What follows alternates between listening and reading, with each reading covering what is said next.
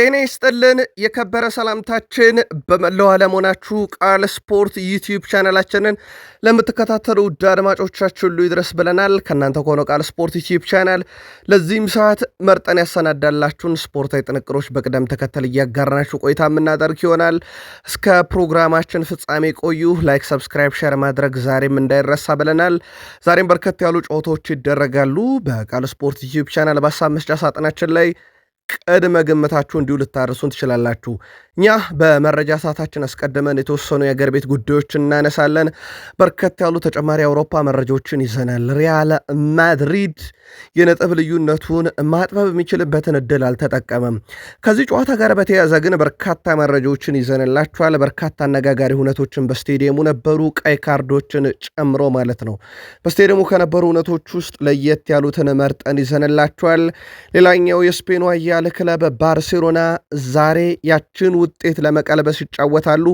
እንዴት የሚለው በትልቁ እየተጠበቀ ይገኛል። በርከት ያሉ ሰበር ስፖርታዊ ጥንቅሮችንም በአውሮፓ ዙሪያ ይዘናል። እስከ ፕሮግራማችን ፍጻሜ ቆዩ። ተወዳጁ የእንግሊዝ ፕሪሚየር ሊግ ከዛሬ ምሽት ጀምሮ በርከት ያሉ ጨዋታዎች ለተከታታይ 3 ቀናት ይካሄዳሉ። እንመለከታቸዋለን። እነኚህን ጨዋታዎች በተመለከተ የዕለታዊ የቡድን ዜና በወቅታዊ የፕሪሚየር ሊግ ክለቦች ዙሪያም እንዲሁ ለእናንተ ውድ አድማጮቻችን ይዘናል። በታላላቆቹ ክለቦች ቶትናም ቅጣት ይጠብቀዋል እየተባለ ነው። ከዚህ ጋር በተያያዘም ተጨማሪ መረጃዎችን እናነሳለን። በሀያላን ክለቦች ከማንቸስተር ሲቲ ጋር በተያያዘ የቡድን ዜናና የዝውውር መረጃ እናነሳለን። በጣም ወሳኝ የተባለም ጨዋታ ሲቲ በዚህ ሳምንት እንደሚያከናውን ይታወቃል። በፕሪሚየር ሊጉ ተጨማሪ መረጃዎችን ይዘናል። ከቼልሲ ጋር በተያያዘ የቡድን ዜና እናነሳለን። በቼልሲ በኩል ከጉዳት የመጣውን ተጫዋች በተመለከተና ከዛ በዘለለም የቡድኑ አሰልጣኝ ሊያም ሮዛኒየር ያነሷቸውን ሀሳቦች በቡድን ዜና በቼልሲ በኩል ይዘናል። አብራችሁን ቆዩ። በሊቨርፑል የመረጃ ሰዓታችን ከዙር ጋር በተያዘና ከአዲሱ ፈራሚ ጋር በተያዘ መረጃዎችን ይዘናል። የቡድኑን ወሳኝ ተጫዋች እንዲሁም አምበል እንመለከታለን። ከዛ ውጪ ሊቨርፑል በቶፕ 4 ውስጥ ለማጠናቀቅ በሚደረገው ጥረት ላይ በጣም ወሳኙን ጨዋታ ዛሬ ያደርጋል። ሞሊሉክስ ላይ ተጨማሪ መረጃዎችን እንዲሁ ለሊቨርፑል ደጋፊዎች ይዘናል። ሊቨርፑልያን ቆዩን። በአርሰናል የመረጃ ሰዓታችን አንድ መከራከሪያ ጉዳይ እየተነሳ ነው። ከዚህ ጉዳይ ጋር በተያያዘ ከፒተር ሽማይክል እና ከስካይ ስፖርት ያገኘነውን ዘገባ እናደርሳችኋለን። አርሰናል ቤት ሰፊ የቡድን ዜናና የሳምንቱን ጨዋታ በተመለከተም እንዲሁ ለየት ያለ ጥንቅር ይዘናል። ከሲቲ ጋር በተመሳሳይ ሰዓት የሚደረግ ጨዋታ ነው። ተጨማሪ መረጃዎችን በአርሰናል በኩል ይዘናል። አብራችሁን ቆዩ። ዘ አትሌቲክ በአንድ ወቅት ከዩናይትድ ጋር በተያያዘ ይዞት የወጣው መረጃ ነበረ። ይህን መረጃ እናስታውሳችኋለን። ከዛ በዘለለ ዩናይትድ ቤት የዝውውር ጉዳዮችን ይዘናል። አማካዩን ብሩኖ ሚጌል ፈርናንዴዝ እና ኮቢ ሜኖ እንዲሁም ዲያጎ ዳሎትን እንመለከታለን። ከዩናይትድ ጋር በተያያዘ አንድ መረጃን ከጊቭ ሚ ስፖርት አግኝተናል። ለየት ያለ ነው እናደርሳችኋለን። እንዳጠቃላይ ዛሬ በሚደረጉ ጨዋታዎች ዙሪያ ሰፊ መረጃዎችን ይዘናል። እስከ ፕሮግራማችን ፍጻሜ ቆዩ። ላይክ፣ ሰብስክራይብ፣ ሼር አድርጉን። ለሀሳብ አስተያየታችሁ፣ ለመልካም ምኞቶቻችሁ ሁሉ እጅግ አድርገን አመስጋኞች ነን። ዛሬ በሚደረጉ ጨዋታዎች ዙሪያ ግን ቅድመ ግምታችሁን በሀሳብ መስጫ ሳጥናችን ላይ እንደ ሁልጊዜው ዛሬም አድርሱን ብለናል። ውድ ቤተሰቦቻችን የኢትዮጵያ ፕሪሚየር ሊግ ከእረፍት መልስ ዛሬ ወደ 4 የሚጠጉ መርሃ ግብሮች እንመለከታለን። በተለይም ቅዱስ ጊዮርጊስ ከነገሌ አርሲ፣ ሸገር ከተማ ከኢትዮጵያ መድን በሐዋሳ ዩኒቨርሲቲ ስቴዲየም፣ እንደዚሁ ማክሰኞ ዛሬ ኢትዮጵያ ንግድ ባንክ ከመቻል፣ ወልዋሎ አዲግራት ዩኒቨርሲቲ ከሽረ ምድረ ገነት በአዳማ ሳይንስና ቴክኖሎጂ ዩኒቨርሲቲ የሚደረጉ 4 ጨዋታዎች ናቸው። እነኚህን ጨዋታዎች በተመለከተም በምሽት መረጃችን ውጤቶቹን ደግሞ ይዘን የምንመጣ ይሆናል። በአውሮፓም ዙሪያ በተወዳጁ የእንግሊዝ ፕሪሚየር ሊግ ምሽት 4 ሰዓት ከ30 በርንማውዝ ከብሬንትፎርድ፣ ኤቨርተን ከበርኔ፣ ሊድስ ዩናይትድ ከሰንደርላንድ እንዲሁም ምሽት 5 ሰዓት ከ15 ወልቭስ ከሊቨርፑል ሞሊኒክስ ላይ ይጫወታሉ። በስፔን ኮፓ ዴላሬ ግማሽ ፍጻሜ የመልስ ጨዋታ ባርሴሎና ከአትሌቲኮ ማድሪድ የመጀመሪያ ዙር አትሌቲኮ 4-0 እየመራ ነው። ምሽት 5 ሰዓት ይደረጋል። በኮፓ ኢታሊያ ግማሽ ፍጻሜ ኮሞ ከኢንተር ሚላን የመጀመሪያ ዙር ጨዋታ ዛሬ ምሽት 5 ሰዓት ይካሄዳል። በኩፕ ደ ፍራንስ ስትራስቡርግ ከሬሚስ ምሽት 5 ሰዓት፣ በፖርቱጋልም ተጠባቂ ጨዋታ አለ። በፖርቱጋል ካፕ ስፖርቲንግ ሊዝበን ከፖርቶ ምሽት 5 ሰዓት ከ15 ደቂቃ ጨዋታቸውን ያደርጋሉ። የተመረጠውን ጨዋታ የወልቭስና የሊቨርፑል ላይ ሰፊ ትንታኔ እንዲሁም የባርሴሎና አትሌቲኮ ማድሪድ ላይ ይዘናል። ግምታችሁን እያጋራችሁን አብራችሁን ቆዩ። በስፔን ላሊጋ ትላንት በነበረ አንድ ተስተካካይ መርሃ ግብር ሄታፌ ከሪያል ማድሪድ ጨዋታው ቤርናቢዮ ላይ ነው። ድል አድራጊው እንግዳው ቡድን ሄታፌ ሳትሪያኖ 39ኛው ደቂቃ ላይ ብቸኛዋን የሄታፌ የማሸነፊያ ግብ አስቆጥሯል። በጨዋታው ላይ ውድ ቤተሰቦቻችን 95ኛው ደቂቃ ላይ ፍራንኮ ማስታንቱኖ በቀይ ካርድ ወጥቷል ከሪያል ማድሪድ በኩል። ሊዩስ ከሄታፌ በኩል 97ኛው ደቂቃ ላይ ቀይ ካርድ ተመልክቷል። ሎስ ብላንኮች በውድድር ዘመኑ 4ኛ ሽንፈታቸው ነው። ሪያል ማድሪድ 2ኛ ተከታታይ የላሊጋ ጨዋታ ተሸንፏል።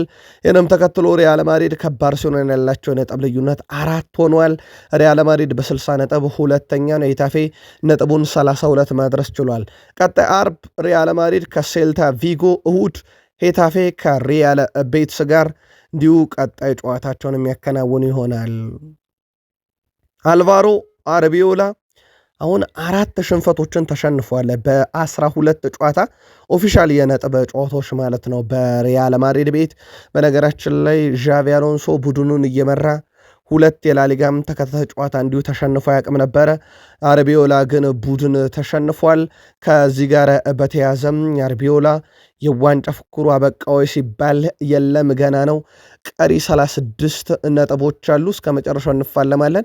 ያለው የነጥብ ልዩነትም 4 ነው። በጣም ሰፊ የሚባል አይደለም ብሎ መከራከሪያን አቅርቧል። ግን አሁን ባለው የሪያል ማድሪድ ወቅታዊ ብቃት ባርሴሎና ላይ መድረስ ይችላል ወይ? የቃል ስፖርት ዩቲዩብ ቻናል የማድሪድ ደጋፊዎች መልካታችሁን አጋሩን። ከዚህ በላይ እንግዲህ ማድረግ እንችላለን ያለው አልቫሮ አርቢዮላ በርካታ የግብ ዕድሎችን ፈጥረናል፣ ከእነሱ በተሻለ ተጫውተናል። በርካታ ግቦችን ማስቆጠርና ማሸነፍ ግን በምሽቱ ጨዋታ ይገባን ነበር ሲል ተደምጧል አሰልጣኝ አልቫሮ አርቢዮላ። ከዛ በዘለለ ዳኛው ጨዋታውን እንደበጠበጡትና በየሰዋቱ ሲያስቆሙት እንደነበረ በዚህ ምክንያት ጨዋታው ለዛ እንዳይኖሩ አድርጓል ብሏል። በነገራችን ላይ ሪያል ማድሪድ በሱ ስር በተከታታይ 2 የላሊጋ ጨዋታን ሲሸነፍ ከ2019 በኋላ እንዲሁ ለመጀመሪያ ጊዜ ነው የገጠመው። በጨዋታው ላይ ፍራንኮ ማስታንቱኖ ቀይ ካርድ ተመልክቶ ነበረ። ከዚህ ጋር በተያዘ አልቫሮ አርቢዮላ በቀይ ካርዱ ጉዳይ ያው ዳኛውን የሆነ ነገር ሲናገር ነበር፣ ለዛ ያየው ይመስለኛል ብሏል። በነገራችን ላይ ዳኛውን ሰድቦት ነው በቀይ ካርድ ፍራንኮ ማስታንቱኖ ከሜዳ ሊወጣ እየተገደደው። ስለዚህ በቀጣይ ጨዋታ ላይ ፍራንኮ ማስታንቱኖ አይኖርም ማለት ነው። ሪያል ማድሪድ በኩል ከፍራንኮ ማስታንቱኖ ቀይ ካርድ በተጨማሪ አልቫሮ ካሪየርስ በቢጫ ካርድ ብዛት ምክንያት ቀጣይ የሴልታ ቪጎ ጨዋታ ያመልጠዋል። ሌላኛው ጨዋታ የሚያመልጠው ዲያን ሁይሰን ነው። ትላንትና ቢጫ ካርድ አየ። በቢጫ ካርዱ ክምችት ምክንያት ቀጣይ የሴልታ ቪጎ ጨዋታ ያመልጠዋል። ከዚህ ጋር በተያያዘ ኬሊያን መባፔ የለም፣ ጁድ ቤሊንግሃም፣ ካማቪንጋ፣ ኤደር ሚሊቶ፣ ዳኒ ሴባዮስ ጉዳት ላይ ናቸው። አሁን ደግሞ ዲያን ሁይሰን፣ አልቫሮ ካሪየርስ እና ፍራንኮ ማስታንቱኖም ተጨምረዋል። ስለዚህ ቀጣይ ጨዋታ ላይ ደግሞ ስኳዱ ከዚህ በጣም ጠባብ ይሆናል ማለት ነው። ይሄ ሌላኛው በጣም የሚያሰጋው ጉዳይ ነው። ትላንትና በስቴዲየሙ 2 ነገሮችን ተመለከትን። አንደኛው ደጋፊው እባኮትን ፍሎሬንቲኖ ፔሬዝ በቃውት ሪያል ማድሪድን ይተውልን እያሉ ነው። የክለቡን ፕሬዚዳንት ጋላክቲኮን በየዘመናቱ እየገነቡ ሪያል ማድሪድን የገነቡት ሰው እንግዲህ እንዲህ ተብለው ትላንትና ተዚሞባቸዋል። ሌላው ግን በስቴዲየሙ ቲቦት ኮርቷ ብቸኛው የሪያል ማድሪድ ተጫዋች ነበረ። በቤርናቤ የቀሩትን የሪያል ማድሪድ ደጋፊዎች አመስግኖ ያሰናበተው። ውጤቱን ተከትሎ ባርሴሎና በ64 ይመራል፣ ሪያል ማድሪድ በ60 ይከተላል። አትሌቲኮ ማድሪድ በ51 ሶስተኛ፣ ቪላሪያል በ51 አራተኛ፣ እንደዚሁም ሪያል ቤት በ43 ነጥብ 5ኛ ደረጃ ተቀምጠዋል። ኬሊያን መባፔ ጉዳይ በጣም አሳዛኝ ሆኗል። በስተመጨረሻም የሪያል ማድሪዱ የፊት መስመር አጥቂ ኬሊያን መባፔ በግራ ጉልበቱ ላይ ጉዳት እንዳጋጠመው ይታወቃል። አሁን በተደረገለት ምርመራ በፈረንሳይ ተጨማሪ ሕክምና እንደሚያስፈልገው ተረጋግጧል። ኬሊያን መባፔ በጉዳቱ ምክንያት ቀዶ ጥገና ሕክምና እንደሚያስፈልገው ተጠቁሟል። መባፔ በጉዳቱ ምክንያት ለምን ያክል ጊዜ ከሜዳ ይርቃል የሚለው ደግሞ ከቀዶ ጥገናው በኋላ የሚወሰን ይሆናል። ከሰሞኑ አሰልጣኝ አልቫሮ አርቢዮላ ጉዳቱ ቀላል አይደለም ማለታቸውና ጥቂት ጨዋታዎችም ያመልጡታል የሚሉ መረጃዎች ነበሩ። አሁን ግን ቀዶ ጥገናው ከመጣ የጨዋታው ብዛት ከፍ ሊል ይችላል። ትላንትና የሄታፌው ፕሬዚዳንት ያለ ኬሊያን መባፔ ማድሪድ ጎል አያገባም ሲሉም ነበረ ከጨዋታው በኋላ። አሁን ደግሞ ቀዶ ጥገናውና የጉዳቱ መጠን ለሪያል ማድሪድ ይበልጥ አሳሳቢ መሆኑ እንዲሁ ትላንትና ተመለከተናል። ዛሬ የዓለም አይኖች ሁሉ ያርፉበታል ተብሎ ከሚጠበቀው ጨዋታ ውስጥ አንደኛው የባርሴሎናና የአትሌቲኮ ማድሪድ ጨዋታ ነው። የመልሱ ጨዋታ ዛሬ በካምፕኑ ይደረጋል።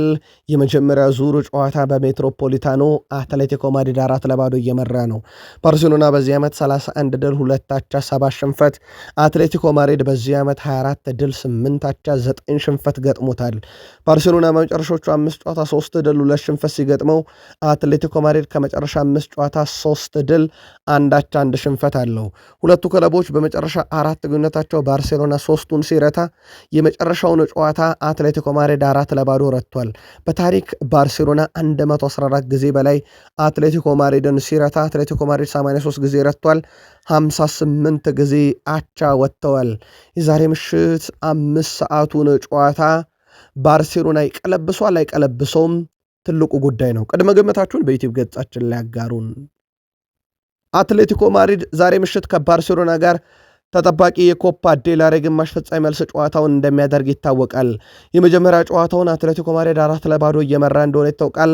አሰልጣኝ ዲያጎ ሲሞኔ በዛሬው ጨዋታ 4-0 ውጤታቸውን ለማስጠበቅ እንደሚገቡ ተረጋግጧል። ለአሰልጣኙ ቅርብ የሆኑ የዜና ምንጮችም በጨዋታው 5 ተከላካዮችን ይዘው ወደ ሜዳ እንደሚገቡ፣ 4 አማካዮች እንደሚኖሯቸውና በአንድ 9 ቁጥር እንደሚጮቱ እሱም እንግዲህ ያው በርካታ 9 ቁጥር ስላላቸው ምናልባትም ዩሊያን አልቫሬዝን ሊያስቀድሙት ይችላሉ ተብሏል። ሞር መከላከሉ ላይ ያዘነብላሉ ተብሏል። ጨዋታውን ሪካርዶ ዲ ቦርጌስ፣ ቤን ጎቴኤዜ በመሃል ሜዳ ዳኝነት እንደሚመሩትም ተረጋግጧል። ጣሊያን ደረስን። በጣሊያን ሴሪ ትላንትና 2 ቀሪ መርሃ ግብሮች ነበሩ። አንደኛው መርሃ ግብር ዩዲኒዜን ከፊዮረንቲና ያገናኘ ነው። የጣሊያን ሴሪ ወልቭስ ማለት ዘንድሮ ፊዮረንቲና ነው። አሁንም በሽንፈት ጉዞ ላይ ቀጥሏል። ትላንትና ዩዲኒዜ 3-0 ሲረታው ለዩዲኒዜ 3 የማሸነፊያ ግብና 3 ነጥብ ማግኘውን ካባሻል 10ኛው ደቂቃ ላይ፣ ዴቪስ 64ኛው፣ ቡካሳ 94ኛው ደቂቃ ላይ ከመረብ አዋህደው ነው ዩዲኒዜ 3-0 በሆነ ውጤት ድል ያደረገው። ሌላኛው መርሃ ግብር ቦሎኛ ከፔዥያ ያደረጉት ጨዋታ ነበረ። ሜዳው የፔዥያ ነው፣ ግን ድል አድራጊው እንግዳው ቡድን ቦሎኛ ነው። ጃንስ ኦድጋርድ 90ኛው ደቂቃ ላይ ነው ግብ አስቆጥሮ ድል ያደረጉት። ካስቴሮ 35ኛው ደቂቃ ላይ በቦሎኛ በኩል በጣም አስደናቂ ኳስ ብረት መልሶበታል። ጨዋታው 1-0 በቦሎኛ አሸናፊነት ተጠናቀቀ። ኢንተር በ67 ይመራል። ሚላን በ57 ይከተላል። ናፖሊ በ53 ሶስተኛ ነው። ሮማ በ51 አራተኛ፣ ኮሞ በ48 ነጥብ 5ኛ፣ ዩቬንቱስ በ47 ነጥብ 6ኛ፣ አታላንታ በ45 ነጥብ 7ኛ ናቸው። በወራጅ ቀጠና ውስጥ ወደ ቤተሰቦቻችን ሊሴ፣ ፔዣ እና ቬሮና እንደዚሁ ይገኙበታል። በጣሊያን የተወሰኑ አጫጭር መረጃዎችን እናክል። በውሰት ከአስቶን ቪላ ሮማን የተቀላቀለው ዶኒኤል ማለን በጣም አስደናቂ ጊዜን እያሳለፈ ነው። 7 ጨዋታን አድርጓል በሁሉም መድረክ ለሮማ 6ኛ ግቡ ላይ ደርሷል። ቋሚ የማድረግ ፍላጎት አላቸው እየተባለ ይገኛል። በአስቶን ቪላን በኩል ያው ቋሚ ሽያጭ ውል ውስጥ እንዳካተቱ ይታወቃል በአማራጭነት ለሮማ። ሌላኛው በጣም አስደናቂው መረጃ ለናፖሊ ኬቨን ደ ብሩይና ከጉዳት ተመልሷል። ከቡድኑ ጋር ልምምድ መስራት ጀምሯል ትላንትና። ምናልባትም በቀጣይ ሳምንት በሚደረግ ጨዋታ ላይ የተወሰኑ ደቂቃዎችን በናፖሊ በኩል እንዲሁ ያገኛል ተብሎ ይጠበቃል። የጣሊያን ሴሪው ክለብ ዩቬንቱስ አሜሪካውን አማካኝ ዌስቲን ማኬን ውል ማራዘማቸውን ይፋ አድርገዋል። የ27 ዓመት ተጫዋች ዌስቲን ማኬን በክለቡ እስከ 2030 ለመቆየት ፊርማውን አኑሯል። ዌስቲን ማኬን በ2026 በሁሉም ውድድሮች 10 የግብ ተሳትፎን አድርጓል። ተጫዋቹ በአዲሱ ውል ዓመታዊ ደሞዝ ክፍያው ከ2.5 ወደ 4 ሚሊዮን ዩሮ ከፍ እንዲልለት ተደርጓል። በተለይም በርካታ ፈላጊዎች ነበሩት። በተለይም ቀጣይ ክረምት ላይ ክለቦች የግላቸው ለማድረግ እሱን ይንቀሳቀሳሉ እየተባለ ነበር። ግን የጣሊያኑ ክለብ ዩቬንቱስ የተጫዋቹን አስቀድሞ አራዝሟል። ተጨማሪ ተጫዋቾችን የነ ኬነን ያልዲዝንም በተመሳይ ለማራዘም ዩቬንቱስ ጥረት እያደረገ እንደሆነ እንዲሁ ይታወቃል። ጀርመን ደረሰን። ባየር ሙኒክ የሃሪኬንን ኮንትራት እንዲሁ ለማራዘም ጥረቶችን እያደረጉ ይገኛሉ። ክለቡ የተጫዋቹን እንግዲህ የረጅም ጊዜ ኮንትራት ለማግኘትም እቅድ ይዟል ተብሏል። ዘንድሮ ፍጹም አስደናቂ ውድድር ዓመት እያሳለፈ ነው እና በቀጣይ ክረምት ላይ ስሙ ከባርሴሎና ጋርም እየተያዘ እንደሆነ ይታወቃል። በእርግጥ እሱ ለዚህ ምንም የማውቀው ነገር የለም ቢልም ማለት ነው። ከዚህ ጋር በተያዘ የተጫዋቹን ኮንትራት ለማራዘም ጥረት እያደረጉ ነው ተብሏል። ውድ ቤተሰቦቻችን ከሃሪኬን ጋር በተያዘ ግን ሃሪኬን 50 የግብ አስተዋጽኦ አለው ዘንድሮ በባየር ሙኒክ ቤት 45ቱ ግብ 5ቱ አሲስት ነው። በአውሮፓ 5ቱ ታላላቅ ሊጎች እዚህ ላይ የደረሰ አንድም ተጫዋች የለም በሁሉም መድረክ ላይ። በዚህ ሰዓት ላይ ቲኤንቲ ስፖርት የእንግሊዙ ግዙፍ ሚዲያ እንግሊዛዊ ሃሪኬን እውነት የባሎንዶር ሽልማት አይገባም ወይ እያለ ነው። በተለይም በዓመቱ መጨረሻ ባየር ሙኒክ እንደ ቡድን ከሚያሳካው ነገር ጋር ተደምሮ አይገባም ወይ የሚል ጥያቄን ሃሪኬን ቲኤንቲ ስፖርት በሃሪኬን ላይ አንስቷል። መልከታችሁን አጋሩን። የአሜሪካ ሜጀር ሊግ ሶከር ሁለተኛ ሳምንት መርሃ ግብር የሳምንቱ ምርጥ ተጫዋች አሳውቋል። በዚህ መሰረት የኢንተር ማያሚ ፊት መስመር ተጫዋች ሊዮኔል ሜሲ የሳምንቱ ምርጥ ተጫዋች በመባል መመረጥ ችሏል። ሊዮኔል ሜሲ ኢንተር ማያሚ ኦርላንዶ ሲቲን 4-2 ባሸነፈበት ጨዋታ 2 ግቦችን አስቆጥሮ አንድ አመሻሽቶ ማቀበሉ ይታወቃል። ከዚህ ጋር በተያያዘ የሳምንቱ ምርጥ ተብሏል። በጨዋታው ላይ በነገራችን ላይ ቅጣት ምት ናት አንዷ በጣም አስደናቂ የቅጣት ምት ግብ። ሊዮኔል አንድሬስ ሜሲ ከ2018 ጀምሮ ማለት ነው ውድ ቤተሰቦቻችን ባለፉት ወደ 8 ዓመታት ገደማ ሊዮኔል ሜሲ ያስቆጠራቸው የቅጣት ምት ብዛት 36 ደርሷል። ፍጹም ቅጣት ምቶቹ 35 ናቸውና ከፍጹም ቅጣት ምትን በብዙ ርቆ ይልቁንስ በቅጣት ምቶች ላይ የበረታ ተጫዋች ሆኗል። ሊዮኔል ሜሲ ያለ ፍጹም ቅጣት ምትም 786 ግቦችን በማስቆጠርም በምድራችን በርካታ ግብ ያለው ተጫዋች እንደሆነ ይታወቃል። የአሜሪካ ሜጀር ሊግ ሶከር ምርጥ ስብስቦች በዚህ ዓመት ከሜክሲኮ ሊግ ምርጥ ስብስብ ጋር ጨዋታ እንደሚያደርጉ ይታወቃል። በጨዋታው ከአሜሪካ ሜጀር ሊግ ሶከር ምርጦች ውስጥ ሊዮኔል ሜሲ፣ ሰን ሁንግሚን እና ቶማስ ሙለር በአንድ ቡድን ተሰልፈው እንደሚጮህ ተናግሯል። ጨዋታው ሐምሌ 23 2018 በኢትዮጵያን ቀን አቆጣጠር በባንክ ኦፍ አሜሪካ ስቴዲየም ይደረጋል ተብሏል። ከዚህ ጋር በተያዘ ምናልባትም የነ ሊዮኔል ሜሲ እንግዲህ እነ ሱዋሬዝ በጨዋታው ላይ እንካፈላለን አንካፈል የሚለው ጉዳይ በባለፈው ሲዝን ጀምሮ በጣም አከራካሪ ጉዳይ ነበረ። ላይሳተፉ ይችላሉ በሚል በነገራችን ላይ በዚህ ውድድር ላይ አልሳተፍም ያለ ተጫዋች ቅጣት እንደሚጠበቀው ይታወቃል። ለማንኛውም የተያዘው ቅድ ሜሲ፣ ሰን ሁንግሚን እና ቶማስ ሙለር በአንድ ቡድን ውስጥ ይካተታሉም ተብሎ ነው የሚጠበቀው። መካከለኛው ምስራቅ ጦርነት ላይ ነው። ታዲያ ጦርነቱ በስፖርቱ ዓለም ላይ የራሱን ጥላ እንዳጠላ ይታወቃል። ለአብነት ያክል የኤዥያ ሻምፒዮንስ ሊግ ተቋርጧል። በፋይናል የዜሚያ ጨዋታ ደረጃ የአርጀንቲናና የስፔን ጨዋታ በካታር እንዳይደረግ እንደተራዘመ ይታወቃል። አሁን ደግሞ ይባስ ብሎ የኢራን ብሔራዊ ቡድን አምበል መሄዲ ታሬሚ በጦርነት ላይ የሚገኘውን የሀገሩን ጦር መቀላቀል እንደሚፈልግ አሳውቋል። ለግሪኩ ክለብ ኦሎምፒያኮስ የሚጫወተው መሄዲ ታሬሚ ወደ ሀገሩ መመለስ እንደሚፈልግ ለክለቡ ይፋ አድርጓል። የኢራን እግር ኳስ ፌዴሬሽን ኃላፊዎች ተጫዋቹ ወደ ሀገሩ እንዳይመለስ እና ግሪክ እንዲቆይ ለማሳመን ሲሞክሩ የቀድሞ ኢንተር ሚላን ፖርቶ ተጫዋች መሄዲ ታሬሚ በበኩሉ ወቅቱ ለሀገር ይበልጥ ማስፈልግበት ነው የሚል አቋም መያዙ ተገልጿል። የኢራን ብሔራዊ ቡድን አምበል መሄዲ ታሬሚ በሀገሪቱ ወታደራዊ ክንፍ በሆነው አብዮታዊ ጥበቃ የተቋቋመ ክለብ ተጫዋች ነበረ። የኢራን አብዮታዊ ጥበቃ በአሜሪካ ሽብርተኛ ድርጅት ተብሎ የተፈረጀ ሲሆን ተጫዋቹ ከዚህ በፊት ወታደራዊ ግዴታ ሰጥቷል። በዚህ ምክንያት በሚቀጥለው ዓለም ዋንጫ አሜሪካ ወደ ሀገሯ እንዳይገባ እገዳ ትጥልበታለች ተብሎ ከሚጠበቁ ተጫዋቾች ውስጥም አንዱ መሄዲ ታሬሚ እንደሆነ ይታወቃል። ኢራን የዓለም ዋንጫ ላይ መጫወቷ በራሱ ገና አልተረጋገጠም። እንዲህ አይነት የጦርነት ዘመቻ ተፈጥሮብኝ መሪዎች የተገለው እንዴት በዓለም ዋንጫ ያውም ጥቃት በምትፈጽምብኝ አሜሪካ ድረስ ሄጄ ይጫወታለሁ በሚል ብሔራዊ ቡድኑ ራሱ ወደ አሜሪካ ላይ ያቀና ይችላል እየተባለ ነው። አሁን ደግሞ በአውሮፓ ውስጥ ግዙፍ ዝና የገነባው ኢራናዊ አጥቂ መሄዲ ታሬሚ ከግሪኩ ክለብ ለቅቄ የሀገሬን ጦር ተቀላቅዬ ከአሜሪካና ከእስራኤል ጋር እፋለማለሁ እያለ ይገኛል። መካከለኛው ምስራቅ በእንደዚህ አይነት ሁኔታ ውስጥ ነው የሚገኘው። ውድ ቤተሰቦቻችን ቃል ስፖርት ዩቲዩብ ቻናል ለሰዓቱ የተመራረጡ ስፖርታዊ ጥንቅሮችን እያጋራናችሁ እንገኛለን። ከተወዳጁ የእንግሊዝ ፕሪሚየር ሊግ ብቻ ወዳገኘናቸው የዕለቱ ጥንቅሮች እንሻገር። ላይክ፣ ሰብስክራይብ፣ ሼር እያረጋችሁን እስከ ፕሮግራማችን ፍጻሜ ስትቆዩ በዛሬ ጨዋታዎች ዙሪያም ቅድመ ግምታችሁን ላኩልን። ዛሬ በተወዳጁ የእንግሊዝ ፕሪሚየር ሊግ ምሽት 4:30 በርንማውዝ ከብሬንትፎርድ፣ ቪታሊቲ ላይ ኤቨርተን ከበርንማውዝ፣ ሂልዲክሰን ስቴዲየም ላይ ሊድስ ዩናይትድ ከሰንደርላንድ፣ ኢላንድ ሮድ ስቴዲየም ሊቨርፑል ከወልቭስ ሞሊኒክስ ላይ የሚያደርጓቸው ጨዋታዎች ይጠበቃሉ። ፕሪሚየር ሊጉ ነገ 5 ሐሙስ ምሽት አንድ ጨዋታ በማድረግ እንዲሁ 29ኛ ሳምንት አጠናቆ ቀጣይ ሳምንት ቅዳሜና እሁድ የኤፍኤ ካፕ መርሃ ግብሮች ይቀጥላሉ። የቡድን ዜና እናንሳ። የወቅቱ አነጋጋሪ ቡድን ብሬንትፎርድ አምና ከለቀቃቸው ተጫዋቾችና ካጣው አሰልጣኙ አንጻር ይወርዳል ተብሎ ነበረ። ግን ይህ ቡድን እንደ ኢገር ቲያጎ ያለ 18 ግቦች፣ እንደ ኬቨን ሼድ ባለ 7፣ እንደ ዳን ኦቱዋራ ባለ ተጫዋቻቸው ደግሞ 5 ግቦችን አግኝተው በፕሪሚየር ሊጉ በእነኚህ ጥምረት ብቻ 30 የፕሪሚየር ሊግ ግብ ላይ ደርሷል።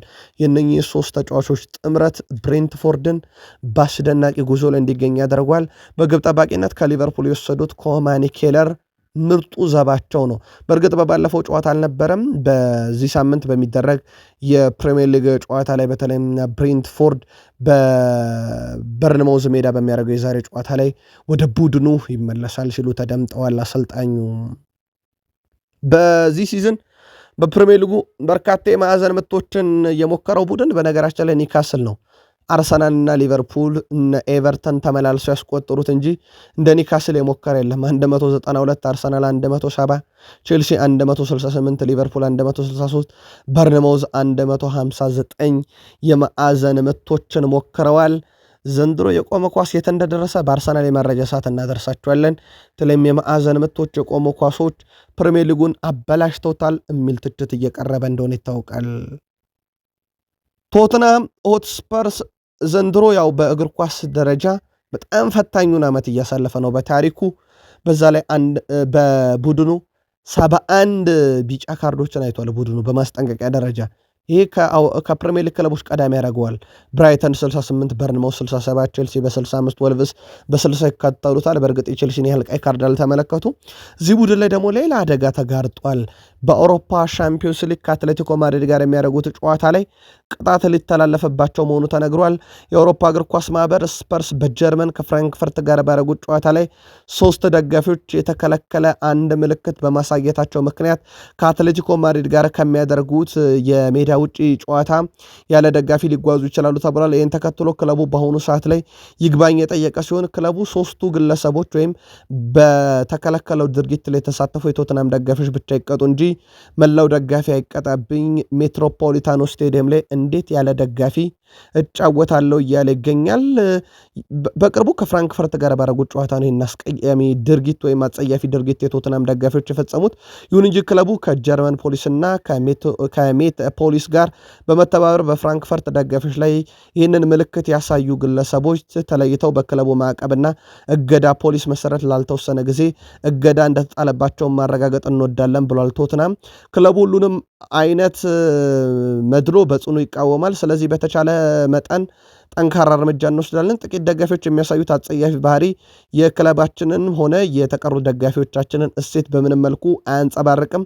ስለዚህ ይጣልብናል የተባለው ቅጣት አይጣልብን እያለ ነው ቶትንሃም። ቅጣቱ ከተጣለበት ሜትሮፖሊታኖ ስቴዲየም ላይ ጨዋታውን ሲያደርግ ቶትንሃም ያለ ደጋፊዎቹ ሊሆን ይችላል። በፕሪሚየር ሊግ እስካሁን በርካታ ትልልቅ የግብ ዕድሎችን የፈጠረው ቡድን እና ያመከኑ ሲቲዎች ናቸው። እነኚህን ትልቅ የግብ ዕድሎች ያመከኑት ሲቲዎች በፕሪሚየር ሊጉ ግን አሁን ሁለተኛ ናቸው። 57 የግብ ዕድሎችን አምክነዋል። አርሰናል 56 አምክኗል። ዩናይትድ 52 አምክኗል። ሊቨርፑል 50 አምክኗል። ፓላስ 49 አምክኖ እስከ 5 ያለውን ደረጃ ይዘዋል። ቢቆጠሩ ግቦቹ በእርግጥ በደረጃ ሰንጠረዡ ላይ ለውጥ ሊያመጡ የሚችሉት የአንድ ግብ ልዩነት ነው በአርሰናልና በሲቲ መካከል ሊኖር የሚችለው ያመከኑትን በተመሳይ ሁኔታ ስላለ ማለት ነው። ሁለቱ ክለቦች በነገራችን ላይ በተወዳጁ የእንግሊዝ ፕሪሚየር ሊግ በተመሳይ ሰዓት በተመሳይ ቀን ጨዋታ የሚያደርጉ ይሆናል። የፕሪሚየር ሊግ ዋንጫ ፉክክሩ ላይ የራሱን የሆነ ጥላ የሚያጠላ ጨዋታ ነው። በተመሳሳይ ሰዓት ነው ሁለቱም ጨዋታቸውን የሚያደርጉት ውድ ቤተሰቦቻችን በተወዳጁ እንግሊዝ ፕሪሚየር ሊግ። ይህም ጨዋታ በተለይም ሁለቱ ቡድኖች ሮብ ምሽት 4:30 ጨዋታ ሲያደርጉ ሲቲ በሜዳው ነው የሚጫወተው ከኖቲንግሃም ፎረስት። አርሰናል ወደ አሜክስ አቅንቶ ብራይተንን ነው የሚገጥመውና በትልቁ የሚጠበቅ መርሃ ግብር ነው። ከሲቲ ጋር በተያዘ ምናልባት የቡድን ዜና ለማንሳት ማንቸስተር ሲቲ ለቀይ መስመር ተከላካይ በክረምት ሌቨርሜንቶን እየተከታተለ ነው ተብሏል። 70 ሚሊዮን ፓውንድ በኒካስል ዩናይትድ የተለጠፈበት ተጫዋች ነው። የሌቨርሜንቶ ኮንትራት በኒካስል ዩናይትድ ቤት 2028 ላይ ነው የሚጠናቀቀው። ኒካስሎች በአዲስ ኮንትራት ዙሪያ ከተጫዋቹ ጋር እየተነጋገሩ አይገኙም። በዚህ ሰዓት ላይ ይልቁንስ ከበድ ያለ ገንዘብ ከመጣ ቀጣይ ክረምት ላይ ቡድናቸውን በፋይናንስ ደረጃ ያጠናክሩበታል ተብሎ ነው የሚጠበቀው። ቲም ቶክም መረጃውን ይዞት ወጥቷል። ሲቲ ቤት የቀጣይ ክረምት አሁንም ዝውውሮች ሊኖሩ ይችላሉ፣ ብዙ ላይሆኑ ይችላሉ፣ ግን ራሳቸው ሊያጠናክሩ የሚችሉባቸው ጥቂት ዝውውሮች ሊፈጸሙ እንደሚችሉ ምንም ጥርጥር የለውም። የቀኝ ተመላላሹ ደግሞ በዋነኝነት በቡድኑ በኩል የተያዘ ነው። ቀጣይ ክረምት በእርግጥ ሲቲ ቤት ጋርዲዮላ በራሳቸው ይቆያሉ አይቆዩ የሚለው ዝውውሮቹ ላይ የራሳቸው የሆነ ለውጥ ሊያመጣ ይችላል ተብሎ ይጠበቃል። ሊያም ሮዛኒየር ሮሚዮ ላቪያን በተመለከተ በአርሰናል ጨዋታ ላይ የተወሰኑ ደቂቃ እንዲጫወት አድርገውት ነበረ። እሳቸውም ወደ ሜዳ ገብቶ ከሱ የምንፈልገውና የምንጠብቀውን ነገር ነው ያሳየን፣ በጥሩ ጤንነት ላይ እስከተገኘ ድረስ ለቡድናችን ጠቃሚ ነው ብለዋል። ይሄ ብዙ የሚያጠራጥር ጉዳይ አይደለም። ተጫዋቹ አሁን ትልቁ ጥያቄ መች ከጉዳት ነፃ ሆኖ ለቡድኑ የሚጠበቅበትን ግልጋሎት ይሰጣል የሚለው ጉዳይ ካልሆነ በስተቀር በብቃት ደረጃ የሚታማ አይደለም። በጨዋታው ላይ በርካታ ቁልፍ ኳሶችን በሸርተቴ ሲያስጥል ተመልክተነዋል። መሀል ሜዳውን ያ የጎደለውን በጎዶሎ ተጫዋች የሚጫወተውን ቼልሲን ሙሉ ያስመሰለው ተጫዋች አንደኛው ሮሚዮ ላቪያ ነበረና እሳቸው ሙሉ ለሙሉ ወደ ሜዳ ከነ ብቃቱ ሲመለስ ደግሞ ከዚህ በላይ ያገለግለናል። እኛ እሱን በብዙ እንፈልገዋለን፣ ያሳየውን ብቃት በጣም ከፍ ያለ ነው ብለዋል። በቀጣይ ጨዋታ ላይ ይገኛል አይገኝ የሚለው ግን 100% እርግጠኛ መሆን አልተቻለም። ቀጣይ መረጃ ሰዓት ላይ እንመለከተዋለን። ቼልሲ በሊያም ሮዛኒየር ስር አጠቃላይ 13 ጨዋታን ያደርጓል። 8ቱ ድል ነው፣ 2ቱ አቻ ነው፣ 3 ተሸንፏል። 3ቱም የተሸነፉት በአርሰናል ነው። በነገራችን ላይ በካራቦ ካፕ 2ቱን አንዱን በፕሪሚየር ሊግ ነው የተሸነፉት። በአርሰናል እንግዲህ ተሸንፏል። በሊድስ በበርንሌ ነጥብ ጥለዋል። ይሄ በእሳቸው ቡድን በኩል የጣሏቸው ነጥቦች ናቸው። ከዛ በዘለለ በእሳቸው ስር ቡድኑ ምናልባትም ሊሻሻልበት ይገባል የተባለ የካርድ ጉዳይ ነው። በእርግጥ አስቀድሞም ያዩት ነው። ቼልሲዎች እስካሁን 7 ቀይ ካርድ ላይ ደርሷል። በፕሪሚየር ሊጉ ከቼልሲ ቀጥሎ በርካታ ቀይ ያየው ኤቨርተን ነው፣ በ3 ያንሳል 4። ስፐርስ፣ ወልቭስ እና ዌስትሃም 3 አይቷል። ቼልሲ በተጨማሪነት 67 ቢጫ ካርዶችን አይቷል። ከቢግ ሲክስ ክለቦች ከቶትናም ቀጥሎ በርካታው ቢጫ ነው። በቀይ ካርድ ግን ከፕሪሚየር ሊጉ ሁሉ ቀዳሚ ያደርገዋል። ይህ ጉዳይ ቡድኑን በብዙ እየጎዳው ነው የሚለው የወቅቱ መከራከሪያ ጉዳይ እንደሆነ ይታወቃል። ምናልባት በቃል ስፖርት ዩቲዩብ ቻናል ማርች 2 ትላንትና ማለት ነው የሰኞ ምሽት መረጃችን ላይ ለቼልሲ ደጋፊዎች አድርሰናል። ላልተከታተላችሁት የቼልሲ አሰልጣኝ ሊያም ሮዛኒየር በቀይ ካርድ መብዛት ምክንያት ለተጫዋቾቻቸው ማስጠንቀቂያ ሰጥተዋል። ተጫዋቾቹ የሚያሳዩት ደካማ ስነ ምግባር ተጠባባቂ ወንበር ላይ ሊያስቀምጣቸው እንደሚችል ነው እሳቸው ያሳሰቡት። አሰልጣኝ ሊያም ሮዛኒየር በቀጣይ ጨዋታ የሚመርጡት ተጫዋችም ከስነ ምግባር አኳያም እንደሚሆን ጠቁመዋል። የፔድሮ ኔቶ ቀይ ካርድ በኋላም በውድድር ዘመኑ ቀይ ካርድ ብዛት እንዳጠቃላይ 9 ደርሷል። 7 ያልኳችሁ በፕሪሚየር ሊግ ነው፣ 9 ደርሷል። ሰማዮቹ በዚህ ዓመት በፕሪሚየር ሊጉ ብቻ 7 ቀይ ካርድ አላቸው። በአጠቃላይ በሁሉም መድረክ 9 ያላቸው። አሰልጣኝ ሊያም ሮዛኒየር ትላንትና የቡድን ስብሰባ ላይም ከዚህ በኋላ ቀይ ካርድ ተጫዋች እርምጃ ይወሰድበታል ማለታቸውን ነግሬያችሁ ነበር። በእርግጥ ጉዳዩ በእርምጃስ እንዴት ይቆማል? ለቡድኑ ቁልፍ የሆነ ተጫዋች ቀይ ካርድ ሲያይ በራሱ በቅጣት ምክንያት ጨዋታ እንደሚያመልጠው ይታወቃል። ቅጣቱ እንዴት ያለ ይሆናል? የጨዋታ እንዳሉት ወይንስ የገንዘብ? በቀጣይ ይጠበቃል። ከሊቨርፑል ዝውውር ጋር በተያያዘ በዚህም ሳምንት ወደ ጀርመን ተጉዘው ነበረ መልማዮቻቸው። በርካታ ተጫዋቾችን እያዩ ነው። አንደኛው የያን ዲዮሜንዴ ጉዳይ ነው። አሁንም የሊቨርፑል ኢላማ ነው። በእርግጥ ዩናይትድ በዚህ ዝርዝር ውስጥ አለ። ሌፕዚግ ያን ዲዮሜንዴ በክረምቱ እንዲቆይላቸው ይፈልጋሉ። ሆኖም ግን ተጫዋቹ ልቡ ከሸፈተ 100 ሚሊዮን ዩሮ የሚደርስ የዝውውር ሂሳብ ከሊቨርፑልም ይሁን ከማንቸስተር ዩናይትድ ይፈልጋሉ። ሊቨርፑሎች አሁንም እየተከታተሉት ነው ተብሏል። ከዛ በዘለለ በሊቨርፑል በኩል ምናልባት በጥር እንዲያመጡት ተጫዋች እንዳለ ይታወቃል። በተለይም በቼልሲ ሲጠበቅ በሊቨርፑል ፊርማውን ያኖረው ጀረሚ ጃኩዌቴ ነው። የዚህ ተጫዋችን ጉዳይ በተመለከተ ቀዶ ጥገና ሊደረግለት ይችላል እየተባለ ነው። ለሊቨርፑል ፈርሞ ለእናት ክለቡ እስከ ውድድር ዓመቱ እንዲቆይ ወደ ቀድሞ ክለቡ በውሰት እንዲቆይ ፈቅደውለት ሄዶ በመጀመሪያ ጨዋታ ነው ጉዳት ያስተናገደው፣ የትከሻ ጉዳት። ቀዶ ጥገና ሊደረግለት ይችላል እየተባለ ይገኛል። ጉዳዩን ተከታትለን ለሊቨርፑል ደጋፊዎች እናመጣዋለን። ቨርጅል ቫንዳይክ የቡድኑ አምበል በዘንድሮ የውድድር ዓመት ወሳኙ ሆኖ ቀጥሏል። ፊርማውን ባኖረበት ዓመት ብዙ የአየር ላይ ኳስ በፕሪሚየር ሊጉ ያጸዳው እሱ ነው። በነገራችን ላይ 115 በጨዋታ በአማካይ ብዙ ኳሶችን ከግብ ክልል ያረቃል። 7.7 ቀዳሚ ነው።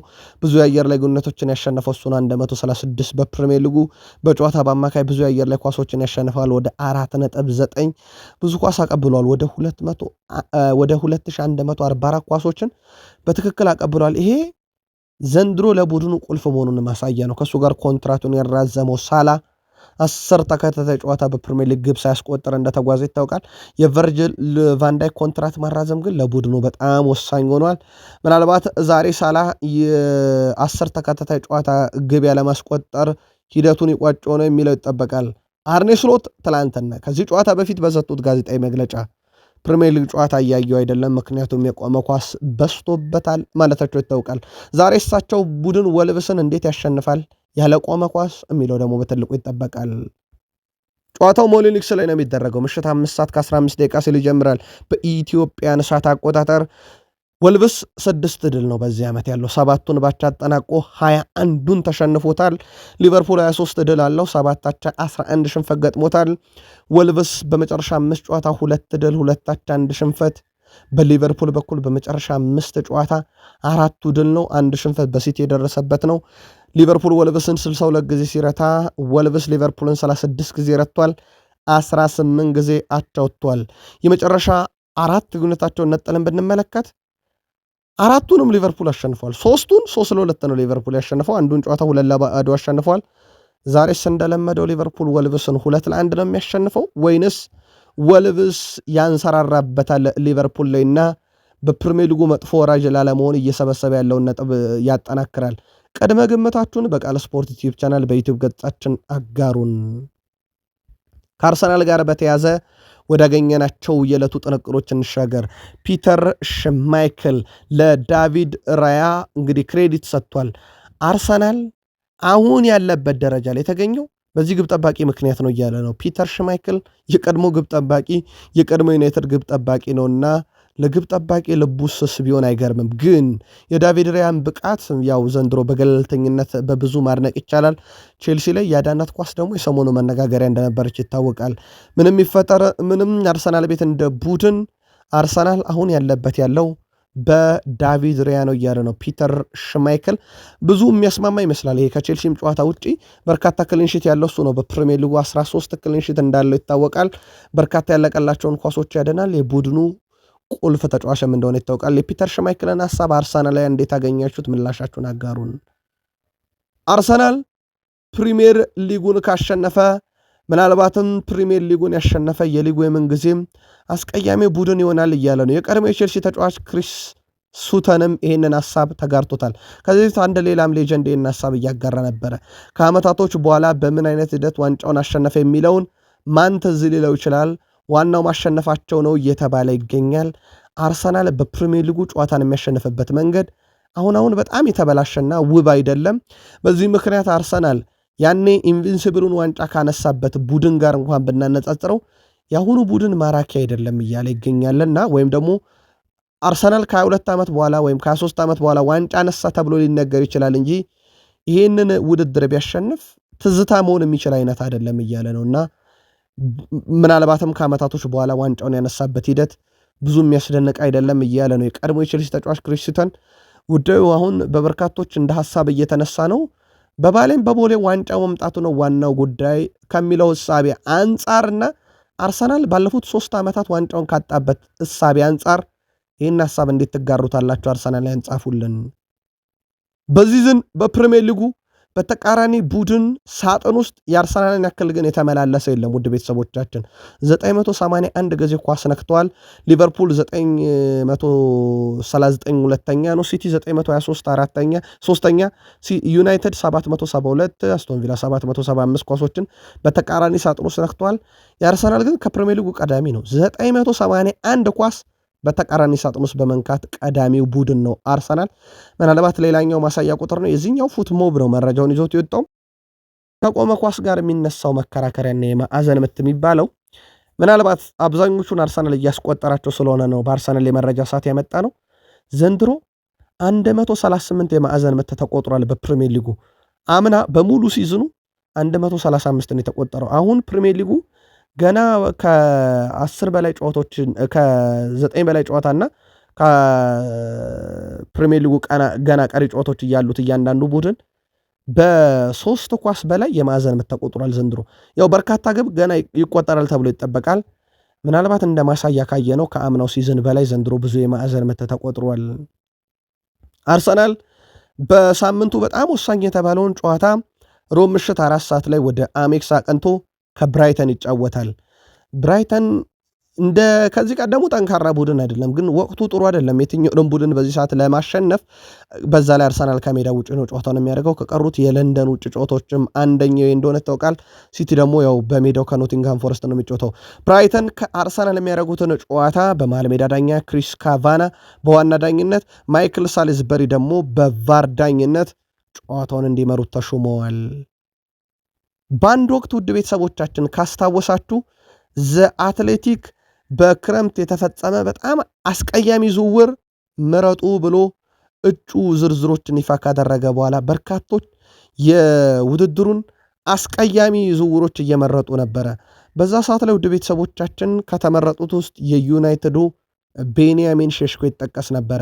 ቤንያሚን ሼሽኮ በ6 የዘ አትሌቲክ ጸሐፊዎች አስቀያሚው ዝውውር ወይም መጥፎ ዝውውር ተብሎ ነበረ። ሁለተኛ የተመረጠው የሲቲው ጄምስ ትራፎርድ ግብ ጠባቂው፣ ከዛ ዮያን ዊሳ ያለ ይቀጥላል።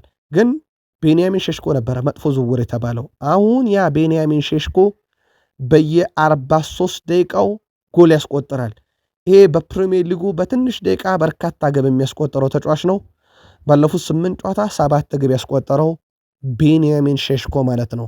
መጥፎ ዝውውር ተብሎ ነበረ። ምናልባት ያ ቡድን አይደለም አዲስ በፈረመው ቤንያሚን ሼሽኮ ይቅርና በሩበን አሞሪም ስር እጅግ አስከፊው ቡድንም እንደነበረ ይታወቃል። በዝውውር ላይ ስላለን ማኑኤል ኡጋርቴ በቀጣይ ክረምት ማንቸስተር ዩናይትድን ሲለቅ በጣሊያን ክለቦች በስፋት እየተፈለገ ይገኛል። በነገራችን ላይ የማኑኤል ኡጋርቴ መልቀቅ ኦፊሻሊ ይፋ ይደረግ እንጂ የዩናይትድ የቅርብ ምንጮች አረጋግጦታል። ማኑኤል ኡጋርቴ ከቀጣይ ዓመት ጀምሮ የዩናይትድ አካል ሆኖ አይቀጥልም። ምናልባት በአዲስ አሰልጣኝ ስር እንኳን ዩናይትድ ቢገባ ስለመቀጠሉ እርግጥ አይደለም። አብዛኛው የክለቡ ቦርድ አባላት ተጫዋቹን ሸጦ ሌላ ወጣት ተጫዋች ስለማምጣት እያሰቡ ነው ተብሏል። እነ ኤሊዮት አንደርሰን፣ አዳም ዋርተን፣ እነ ካርሎስ ባሌባ ከፕሪሚየር ሊግ ውጭ እንደነ አንጄሎ ስቲለር ያሉ ተጫዋቾች እጩ ዝርዝር ውስጥ ያሉ እንደሆኑ ይታወቃልና የካዘሜሮን መውጫ በር ተከትሎ ከዩናይትድ የሚወጣው ማኑኤል ኡጋርቴ ነው። ማን ይመጣል በሚለው ጉዳይ ግን በቃል ስፖርት ዩቲዩብ ቻናል በትናንት ምሽት መረጃችን በዩናይትድ በኩል እንደ ብሩኖ ጉማሬሽ እንደ ሳንድሮ ቶናሊ እዚህ አማካይ ክፍል ላይ በስፋት እንደተያዙ ይታወቃል። ብሩኖ ሚጌል ፈርናንዴዝ በ2026 ከገባ በኋላ ወደ ቤተሰቦቻችን 8 ጎሎች ላይ አስተዋጽኦ አለው።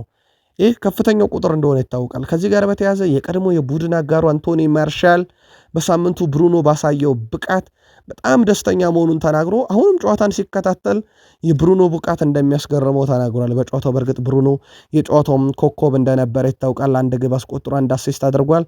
ከቀድሞ ተጫዋቾች ደግሞ ማንቸስተር ዩናይትዱ የቀድሞ ተጫዋች አንቶኒ ማርሻል በብዙ ወድሶታል። በነገራችን ላይ በቀጣይ ክረምት የሳውዲ አረቢያ ክለቦች ለብሩኖ ሚጌል ፈርናንዴዝም የኮንትራት ጥያቄ ያቀርባሉ ተብሎ ይታሰባል። አሁን ላይ ግን ተጫዋቹ ትኩረቱ ያለው በማንቸስተር ዩናይትድ ላይ ብቻ ነው።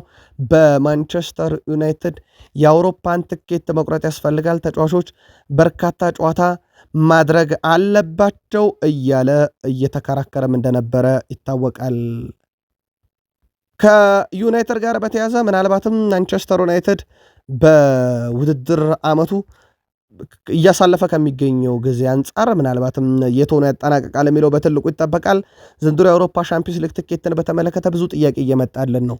5ኛ ነው ወይንስ 4ኛ የሚል 4ኛ ድረስ የተረጋገጠ ነው። 5ኛም ግን ሻምፒዮንስ ሊግ ሊያሳተፍ ይችላል በቀጥታ ምክንያቱም በርካታ ክለቦች የፕሪሚየር ሊጎቹ በአውሮፓ ሻምፒዮንስ ሊግም በኤሮፕ ሊግም በኮንፈረንስ ሊግም ረጅም ርቀት እየሄዱ ነውና 5ኛ የሚወጣው ሻምፒዮንስ ሊግ ሊገባ ይችላል። በማንቸስተር ዩናይትድ በኩል አሁን 3ኛ ደረጃ ላይ ነው የሚገኙት የዛሬ ጨዋታ ውጤቶችን ሳይከትት ማለት ነው። ማንቸስተር ዩናይትድ በዚህ ዘመን በኮቢ ሜይኖ በተለይም በ2026 ከገባ በኋላ በሽንፈት የሚባል ነገር ሳይመለከቱ ሲቀሩ የቡድኑ ውሳኝ ተጫዋች ሆኖ ቀጥሏል። ኮቢ ሜይኖም 6 ድል 1 አቻ በቡድኑ ሲኖር የኮቢ ሜይኖም ቋሚ መሆን ትልቁ ለውጥ ተደርጎ ሊወሰድ ይችላል። ዲዬጎ ዳሎ እንደዚህ አይነት የውድድር ዓመት የዩሮፕ ሊግና በተለይም የሻምፒዮንስ ሊግ ተሳትፎ ሲኖር እነዛ ለየት ያሉ ምርጥ ዓመታትና ምርጥ የውድድር ወቅቶች መሆናቸውን በደንብ እንደተረዳ ያደርጋል ብሏል። በዚህ ዓመት ከብዙ ውድድሮች ቀድመን በመውጣታችን ከሌሎች ክለቦች አንጻር ጥቂት የሚባሉ ጨዋታዎች ብቻ ነው የምናደርገው። ይህ ደግሞ ክለቡ ሊገኝበት ከሚገባው ደረጃና ሊሳተፍባቸው ከሚገቡ ውድድሮች አንጻር ሲታይ በጣም አነስተኛ ነው ብሏል ዲዬጎ ዳሎ። ስለዚህ በሚቀጥለው ውድድር ዓመት ዋና ዋና ግባችን በሻምፒዮንስ ሊግ መሳተፍ ግድ ይለናል። ያ ካልሆነ የአውሮፓን ትኬት ግን በየትኛው መንገድ መቁረጥ አለብን። ቡድኑ በውስጥ ውድድር ብቻ መወሰን የለበትም፣ የሚገባን ቦታ ያ ነው ሲል እየተከራከረ ይገኛል። በነገራችን ላይ ውድ ቤተሰቦቻችን ትላንትና ጊቭ ሚ ስፖርት አንድ ድምፅ ማሰባሰቢያ አድርጎ የግሬት ብሪቴን ምርጥ ቡድኖች ማናቸው ብሎ ነበረ። ውድ ቤተሰቦቻችን የብሪቲሽ ምርጡ ቡድን አሁንም ማንቸስተር ዩናይትድ ነው የምንጊዜም በሚል በርካቶች በጊቭሚ ስፖርት የድምፅ መስጫ ላይ ዩናይትድ መርጠዋል። 2ኛ ሊቨርፑል፣ 3ኛ አርሰናል፣ 4ኛ ሲቲ፣ 5ኛ ቼልሲ፣ 6ኛ አስቶን ቪላ፣ 7ኛ ኤቨርተን፣ 8ኛ ሴልቲክ፣ 9ኛ ቶትናም፣ 10ኛ ሬንጀርስ ተመርጠዋል። የብሪቲሽ የምንጊዜም ምርጦች ተብለው ዩናይትድ በቀዳሚነት ተመርጧል። ይገባዋል ወይ? ዩናይትድ ያናጋሩን ዛሬ ምሽት 4:30 በርንማውዝ ከብሬንትፎርድ፣ ኤቨርተን ከበርንሌ፣ ሊድስ ዩናይትድ ከሰንደርላንድ፣ ምሽት 5:15 ወልቭስ ከሊቨርፑል። በፕሪሚየር ሊግ በስፔን ኮፓ ዴላሬ ግማሽ ፍጻሜ መልስ ጨዋታ ባርሴሎና ከአትሌቲኮ ማድሪድ በካምፕኑ ምሽት 5 ሰዓት አትሌቲኮ 4-0 እየመራ ነው።